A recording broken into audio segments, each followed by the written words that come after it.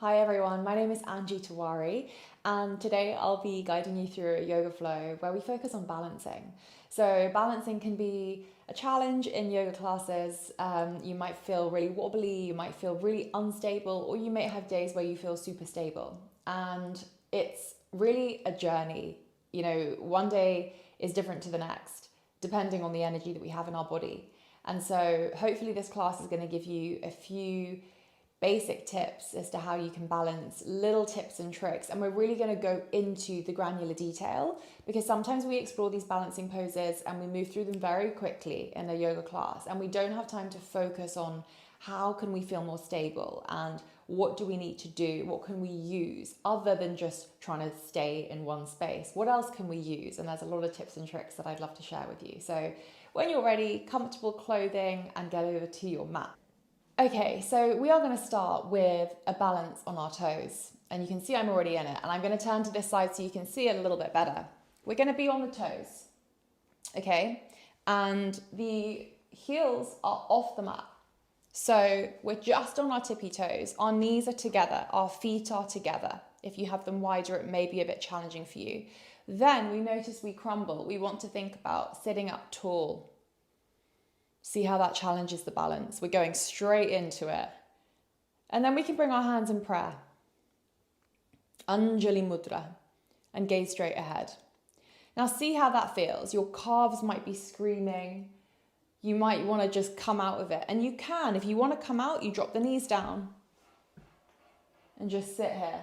And then when you're ready, you can come back up into it, okay? Because it is challenging to start off with a balance straight away. But here we are. So if your hands in prayer are not doing much for you, you can extend the arms. Now this can be really useful for just holding that stability. Make sure that when you do that, the shoulders aren't up towards the ears. So we relax them down.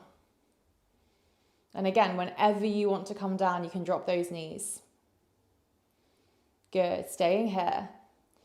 Now, let's come to the breath. This is a fantastic way to help you stay in your balancing poses for longer. Breathing deeply. And we practice our Ujjayi pranayama, that's our victorious breath. So we make a little kind of hissing noise in the back of our throat. Sounds like this.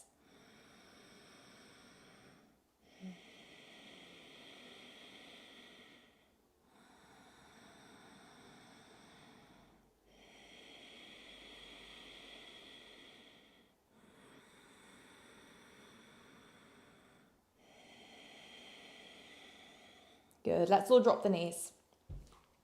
Flatten the feet. See how that feels. Might feel a little bit achy. We don't often have our toes bent like that, so it can feel a little bit odd. So just move from side to side. Now I want you to notice when you really focused in on that breath, did you notice that you could hold it a bit more steadily? Were you a bit more stable? Were you still really wobbly? So just be aware of how the breath change made a difference. Now from here, what we're going to do is we are going to come into Yogi Squat. So this isn't a balance, but it's a really fantastic way for us to get into a balance, okay? So we come into our Yogi Squat by bringing our feet to the ground. We have our toes pointing out to the side, our heels pointing in. So it's a really nice wide squat. Hands again in that Anjali Mudra, and then we open the elbows out. And the elbows can help open the knees.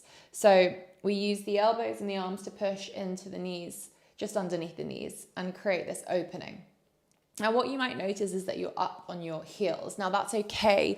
If you've got a blanket or a cushion or a block, you can place a block underneath. That will give you a lot more stability. So if you are finding it that your hips are a little bit too tight, that's okay. Okay, so we stay here. We keep the chest lifted. Now again, not a balance, but it is a really good stabilizing pose. So staying here, and we do exactly the same. We do that practice of coming to our breath and seeing if that makes a difference. So watch where you are right now, and then let's come to that Ujjayi pranayama. And you can close your eyes if you'd like.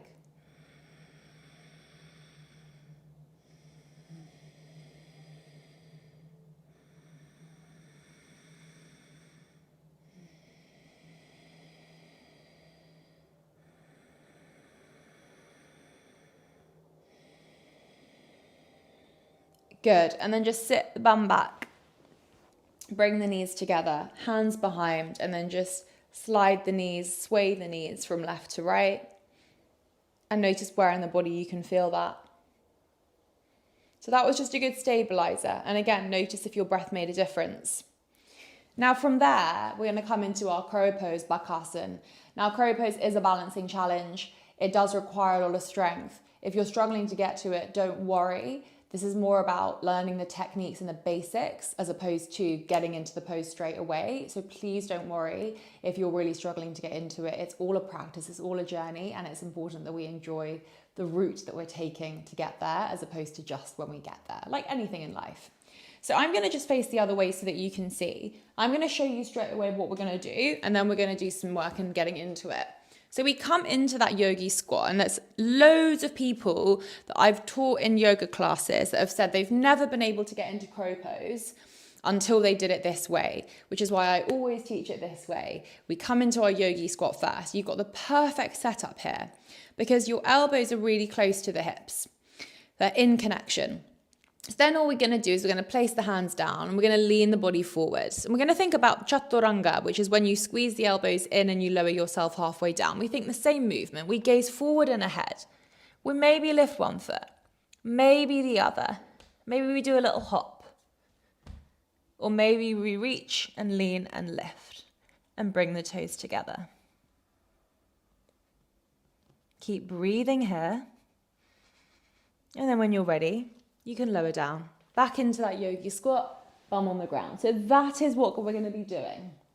If you are scared to reach further forward, which a lot of people are because you kind of have to lean far ahead before your feet lift. If you're trying to lift your feet but your body's not, it's just a balance thing, right? So your body has to be down, then your feet will lift.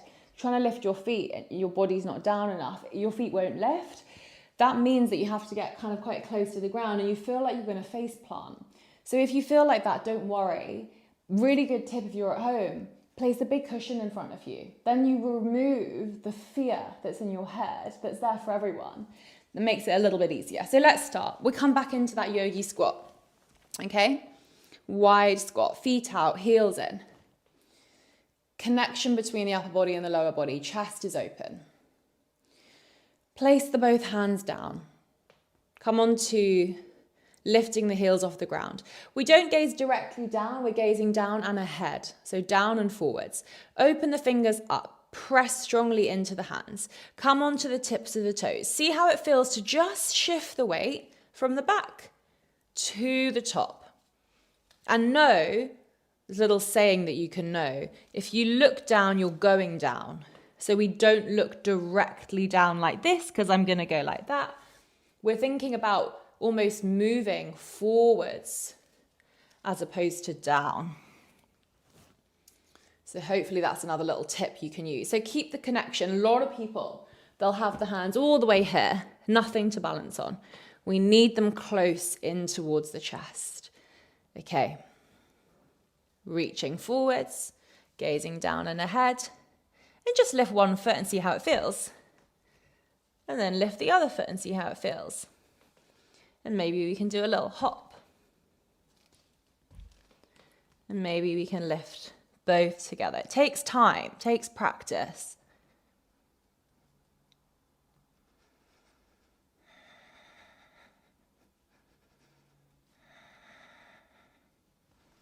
And whenever you're ready, come back down.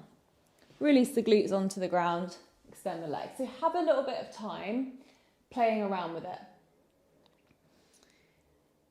And know that it is a practice, it is a journey. It does take physical strength, it does take mental strength, and not everyone gets it straight away.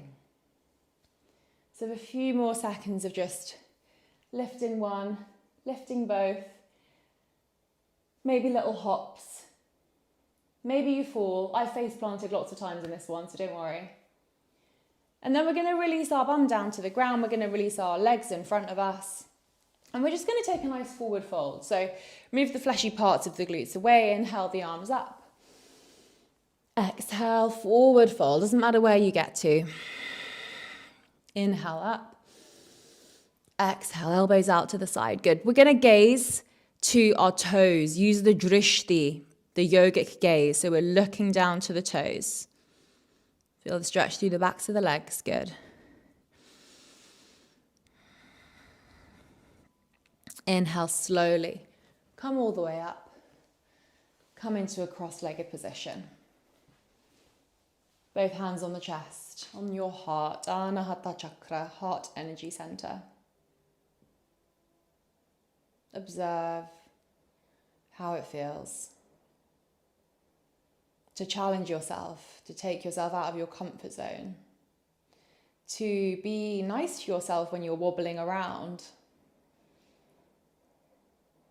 to notice the difference when you breathe or when you shift your gaze. So it's not just about the asana, the pose, it's also about your drishti, your gaze. It's also about pranayam, the yogic breathing. Where's your energy? Take a big breath in. Huge breath out through the mouth. Let it all go. Release anything you could do or anything you couldn't do. And blink the eyes open, come back to the room. Thank you so much for joining me in this short practice, guiding you through some balancing poses. I hope you enjoyed it. I hope you liked testing yourself, and know that you can come back to this video whenever you want a little challenge. It's a really good one to kind of build in these little tips and tricks and these tools so that in your yoga practice you're able to get there, as opposed to kind of constantly trying. We need to build the foundations of these asanas as well as then regularly practicing them. So come back to this video whenever you'd like, and thank you again. I'll see you in the next class.